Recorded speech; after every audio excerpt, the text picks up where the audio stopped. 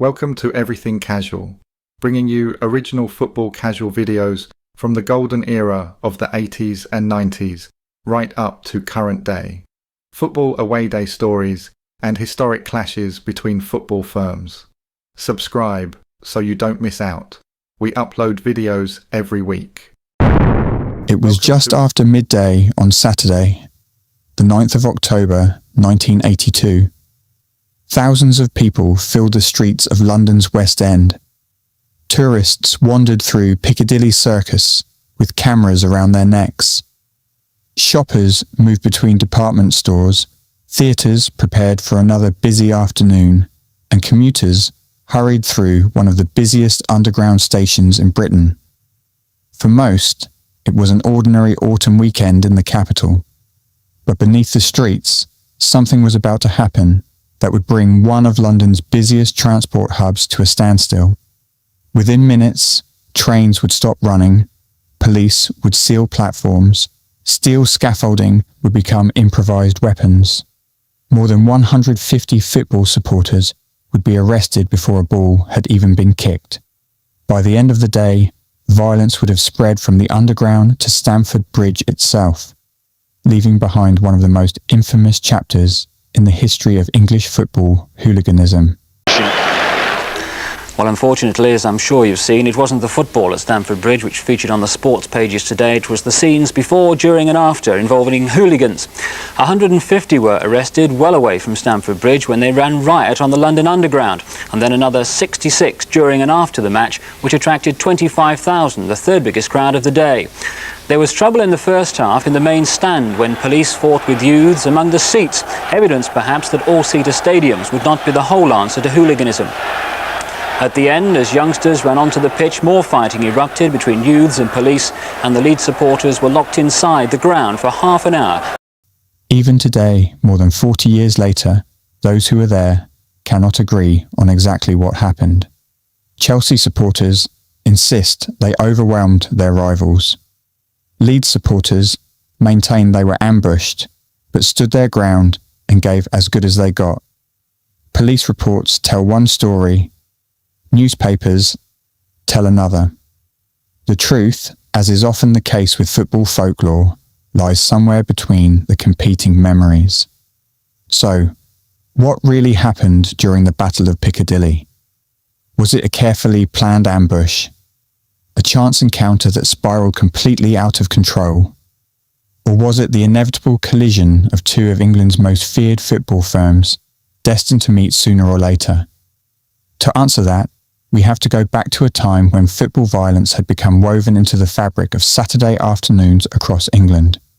By the early 1980s, Chelsea and Leeds United were no longer the first division powerhouses they had been a decade earlier. Both clubs had fallen into the second division, something that would have been almost unthinkable just a few years before. Yet, if fortunes had declined on the pitch, the reputations of sections of their support certainly had not. Chelsea's travelling followers had become synonymous with the notorious Headhunters, while Leeds United's service crew had earned a fearsome reputation of their own. Both firms had developed names that travelled long before they did. Stories of previous encounters, organised meets and violent confrontations had spread across the country, adding another layer to a rivalry that many trace back to the brutal FA Cup final clashes of 1970, when the fixture list paired Chelsea and Leeds together in October 1982. Many believed trouble was inevitable. The football itself almost became an afterthought. More than 25,000 supporters were expected at Stamford Bridge that afternoon, but long before kick-off. Attention had already shifted towards central London. Both firms had travelled in strength. According to numerous eyewitnesses, Leeds had arrived in impressive numbers, with supporters pouring into London throughout the morning. Small groups drifted around the West End, through Trafalgar Square, Leicester Square, and the surrounding streets, scanning faces and watching every passing group. Some later claimed there were several hundred Leeds supporters moving through the capital before midday. Chelsea supporters were doing much the same. One eyewitness recalled several hundred Chelsea lads gathering near Victoria before making their move across London together. As they walked through the capital, tourists reportedly looked on with curiosity. "What is it?" one asked. "A march?" In a way, perhaps it looked like one. Young men, many dressed in the unmistakable casual fashions of the early 1980s. Pringle jumpers, Farrah slacks, kickers' shoes, fresh wedge haircuts. To the untrained eye, they looked like any other group of fashionable young football supporters heading to a match. Few could have imagined what would happen next. Meanwhile, the Metropolitan Police knew tensions were high, but football intelligence in 1982 was a world away from what it would later become. Information was limited, communication was slower, and policing tactics were often reactive rather than preventative. Throughout the morning, officers attempted to separate groups whenever they crossed paths. Some supporters now believe those decisions unintentionally created the conditions for what followed. One Leeds supporter later reflected that police split their numbers as they entered the underground, leaving sections of the travelling support isolated from one another. Another went even further. To this day, he recalled, it looked like a setup. Whether that was really the case remains impossible to prove. What is beyond dispute is that shortly before midday, a significant group of Leeds supporters found themselves making their way into Piccadilly Circus Underground Station. The station was undergoing refurbishment at the time. Scaffolding had been stacked along parts of the platforms. Heavy metal poles, couplers, construction materials, normally ignored by thousands of passing commuters. On this day, they would become something very different. Several Leeds lads later described an uneasy feeling as they descended onto the platforms. Something didn't seem right. The atmosphere had changed. The station felt enclosed. Escape routes were limited. Then came the sound. A train approaching the platform. Inside were hundreds of Chelsea lads. As the train slowed to a halt, those waiting on the platform could see faces pressed against the windows. Recognition was instant. So too was the silence. For just a split second, both sides stared at one another through the glass. Then the doors opened. What happened over the next few minutes has become the subject of endless debate. Chelsea supporters generally describe it as an aggressive charge straight from the train, claiming they caught Leeds completely by surprise. One Chelsea witness remembered racing through the connecting tunnels immediately after stepping off the carriage. According to his account, Leeds initially stood their ground before eventually being forced backwards as the confined space became increasingly chaotic. Leeds supporters remember it rather differently. Several insist they were ambushed almost immediately after the train arrived, but recovered quickly, fighting back using anything they could lay their hands on. Others argue that while the initial surprise favoured Chelsea, the fighting soon spread through the connecting tunnels where neither side had any real advantage. What everyone agrees on is one simple fact. Within seconds, Piccadilly Circus Underground Station had descended into absolute chaos. Steel scaffolding poles disappeared from neatly stacked piles almost instantly. Some witnesses insist Leeds supporters grabbed them first. Others say Chelsea did. Several recalled scaffolding being thrown across the platform before being picked up and used against those who had thrown it. Construction tools were ripped from emergency cabinets. Iron bars, heavy levers, lump hammers, anything that could be carried became a weapon. The confined platforms amplified every sound. The crack of steel striking concrete, the echo of shouting bouncing through tiled tunnels, the thud of boots against bodies, the screams of startled commuters desperately searching for somewhere to escape. One Leeds supporter vividly remembered watching a friend standing beside him suffer a horrific head wound after being struck by a metal scaffolding coupler. Another recalled seeing one of his own mates use an iron lever against a Chelsea supporter who he believed was carrying a blade. Elsewhere, fists flew in every direction as supporters fought hand to hand in spaces barely wide enough to move. Some were knocked against the tunnel walls. Others stumbled onto the tracks below. And above ground, London carried on almost completely unaware that one of the most infamous football battles in British history was unfolding beneath its feet. Supporters who were there still described those next few minutes as unlike anything they had experienced before or since. Fighting in the streets was one thing. There was room to move, room to escape, room for police to separate rival groups. Underground, there was nowhere to go. The platforms became bottlenecks, the connecting tunnels turned into choke points, and every exit seemed blocked by either rival supporters or police trying desperately to regain control. For those trapped in the middle, it must have felt as though time had slowed to a crawl. One Leeds supporter later recalled that after the initial shock, his group refused to run. Instead, they punched and kicked anyone who came within reach, while slowly backing away through the tunnels. According to his account, both sides were fully committed, with the fighting ebbing and flowing as groups surged forward before being forced back again. Chelsea supporters tell a different story. Several insisted that once they had forced their way off the train, momentum remained firmly with them. One remembered seeing Leeds supporters jumping down onto the tracks in an attempt to escape the crush. Another claimed that although a handful stood and fought, many were driven back towards the ends of the platforms as the violence intensified.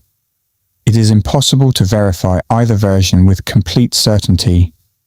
What is clear is that neither side remembers the day as a simple victory or defeat.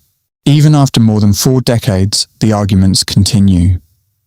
Perhaps that says everything about how evenly matched these two firms believe themselves to be. If you were standing on that platform that afternoon, how would you remember it? Would your version match those you've just heard, or would it be completely different? Let us know in the comments, because with incidents like this, every eyewitness seems to have a slightly different story. As punches gave way to improvised weapons, the situation became even more dangerous.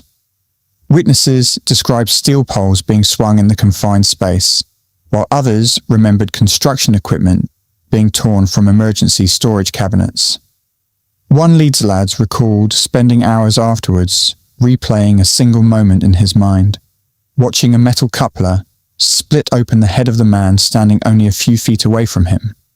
Others remembered the sheer noise more vividly than the violence itself.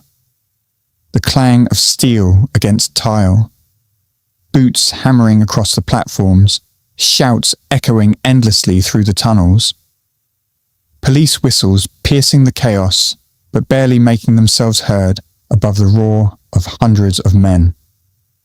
By now, terrified commuters were desperately trying to get away.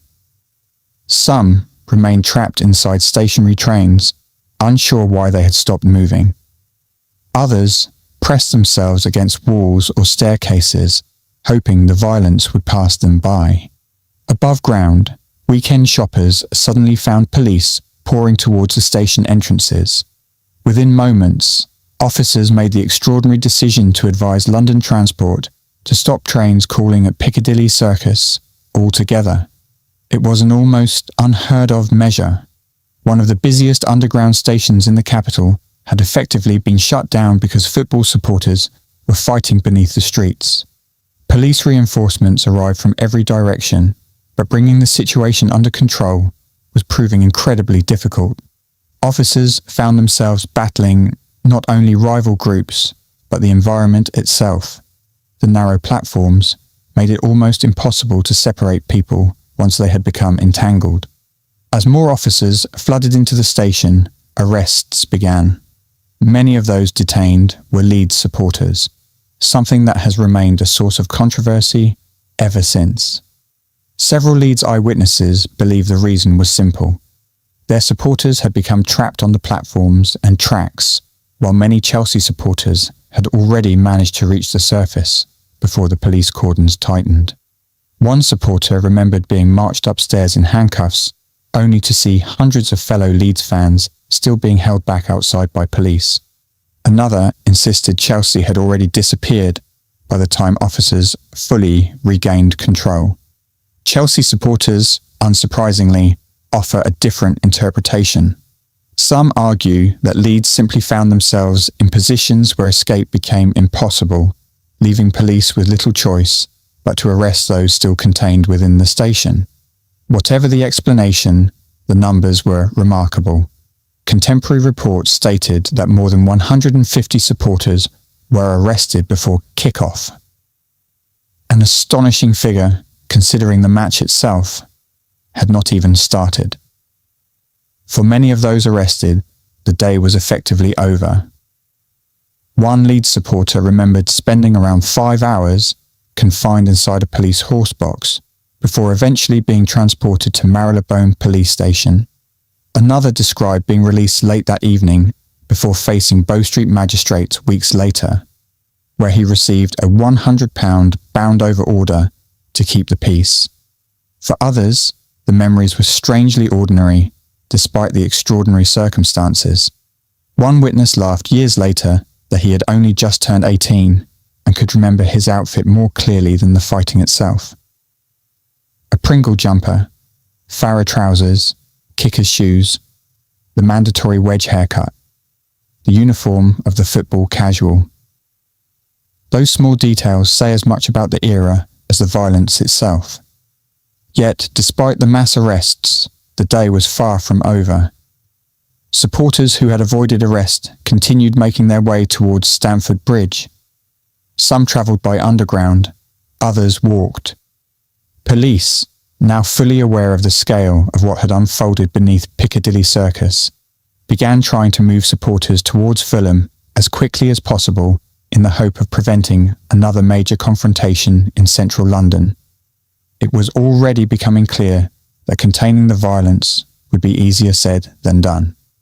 Long before kick-off, Chelsea chairman Ken Bates had attempted to appeal directly to supporters. In the match programme, he had issued a simple message. Don't be a mug, don't be a thug. It was a plea for restraint at a time when English football's reputation was deteriorating both at home and abroad. Sadly, very few appeared to be listening. As supporters filtered into Stamford Bridge, the atmosphere was unlike that of an ordinary second division fixture. The football almost felt irrelevant. Every conversation centred on one question. What happened at Piccadilly?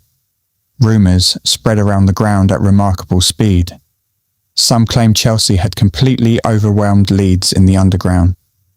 Others insisted Leeds had fought back fiercely before police intervened. Every version became a little more dramatic with each retelling. By the time the players emerged from the tunnel, the stands were already simmering with tension. One Chelsea supporter later described the atmosphere as one of the noisiest he could remember. The away end was packed.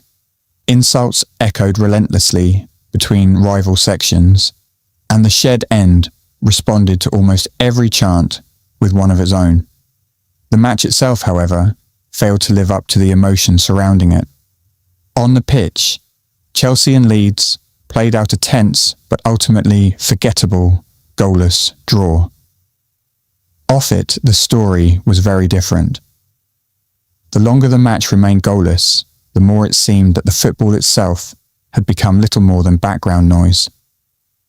Every tackle was greeted with a roar, every disputed decision with a chorus of abuse. But the real tension lay in the stands. Thousands of supporters had arrived, carrying the emotions of what had already unfolded beneath the streets of London, and those emotions were never likely to disappear simply because the referee had blown his whistle. According to those inside Stamford Bridge that afternoon, the atmosphere was electric from the opening minutes. One Chelsea supporter remembered the travelling Leeds support crammed tightly into their section, while the shed end responded with constant chanting and taunts. Another recalled younger supporters in different parts of the ground exchanging abuse across the stands, each trying to provoke a reaction from the other. It wasn't long before words gave way to action. Missiles began to fly between rival sections. Coins, drinks containers, match programs, and whatever else happened to be within reach were hurled across the stadium. Police officers stationed inside the ground quickly moved towards the disturbances, but every intervention seemed to trigger another confrontation somewhere else. One witness described it as a game of cat and mouse. As officers rushed to one incident, another erupted a few rows away. Supporters were dragged from the crowd, only for punches to be thrown at the officers attempting to escort them out. Tempers, already stretched to breaking point before kick-off, finally snapped. Meanwhile, sections of the Leeds support vented their frustration elsewhere.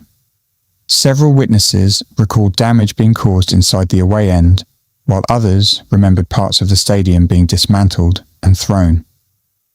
One story has become almost legendary among those who attended that afternoon. The old scoreboard. According to one Leeds supporter, somebody somehow found an enormous piece of timber and repeatedly drove it into the scoreboard until sparks flew into the air. To this day, he laughs that he has no idea where such a huge piece of wood came from, only that the sight of it crashing into the structure remains one of his strongest memories from the day. Others remembered pieces of the aging North Stand itself being broken away and used as makeshift missiles. One supporter even recalled a police officer throwing debris back towards the crowd before immediately becoming the focus of hundreds of angry supporters. Whether every detail has survived the passing decades intact is impossible to know. What is certain is that Stamford Bridge was witnessing yet another afternoon in which policing football supporters had become almost as demanding as policing the game itself. And still, on the pitch, neither side could find a breakthrough. 90 minutes came and went. Chelsea 0. Leeds United 0. Normally, the final whistle signals the beginning of the journey home. On this day, it merely signalled the beginning of the next confrontation. Almost immediately after the referee ended the match, supporters spilled from their positions. Some younger fans clambered over barriers and onto the pitch, not in celebration, but in open defiance. Others surged towards police lines, forcing officers to react before rival supporters could reach one another. Batons were drawn. Arrests followed. Scuffles broke out around the edge of the playing surface as police wrestled individuals to the ground before dragging them away. It was not the kind of full-scale pitch invasion that English football would sadly become familiar with in later years.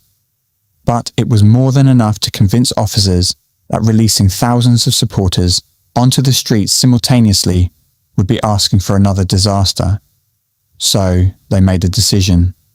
Leeds supporters would remain inside Stamford Bridge. For around half an hour after the final whistle, the away support was held back, while Chelsea supporters gradually dispersed from the surrounding streets. Officers used the time to identify individuals suspected of taking part in the disorder, leading to dozens more arrests before anyone was finally allowed to leave. From a policing perspective, it was an attempt to prevent another Piccadilly. From the supporters' perspective, it simply prolonged an already unforgettable day. By the time the last Leeds fans were released, central London had largely returned to normal. The shoppers had continued their weekends. The commuters had resumed their journeys. The tourists who had witnessed groups of young men marching through the West End earlier that morning probably had little idea they had unknowingly watched history unfolding. Behind them, however, the headlines were already writing themselves. Newspapers described a day of shame for English football. Television reports focused on the extraordinary scenes that had forced one of London's busiest underground stations to close. Police counted well over 200 arrests across the course of the day, with more than 150 occurring before kick-off alone. For the authorities, the Battle of Piccadilly exposed just how difficult football disorder had become to predict and contain. Traditional policing methods were struggling against increasingly organised groups who travelled specifically to confront one another. It also highlighted the dangers of major transport hubs becoming flashpoints when rival firms arrived at the same place at the same time. For football itself, it was another damaging moment during a period when the English game was becoming known as much for violence as for what happened on the pitch. Yet among many who took part, the day entered football folklore. Ask a Chelsea supporter who was there, and many will tell you they caught Leeds completely by surprise and dominated once the train doors opened. Ask a Leeds supporter, and many will argue they were ambushed, regrouped, and stood their ground against overwhelming numbers before the police intervened. The disagreements have never really disappeared. Perhaps they never will. That, in many ways, is what makes incidents like the Battle of Piccadilly so fascinating to look back on today. History isn't always a single agreed version of events. Sometimes it is a collection of memories, each shaped by where someone was standing, what they saw, and what they believed happened in the chaos around them. More than 40 years have passed since that October afternoon, but the Battle of Piccadilly remains one of the defining stories of English football hooliganism. It wasn't the largest clash of the era, nor necessarily the bloodiest, but few incidents captured the disorder of the early 1980s quite so vividly. A football match between two second division clubs brought one of the world's busiest cities to a standstill before a ball had even been kicked. It remains a reminder of an era when football rivalries regularly extended far beyond the stadium gates, when reputations were built as much on what happened before and after the match as during it, and when a routine journey on the London Underground could descend into one of the most infamous confrontations in British football history. And now we'd like to hear from you. Were you at Piccadilly Circus that day? Were you inside Stamford Bridge? Perhaps you were one of the commuters, police officers, or bystanders who witnessed the events unfold. If you have your own memories of October the 9th, 1982, share them in the comments below. As you've heard throughout this documentary, no two people remember that day in exactly the same way, and every first-hand account helps paint a fuller picture of one of football's most notorious afternoons. If you enjoyed this documentary and would like to see more deep dives into the history of football hooliganism, rivalries, and the casual movement, don't forget to like the video and subscribe to the channel. There are plenty more stories still waiting to be told. Until next time, thanks for watching.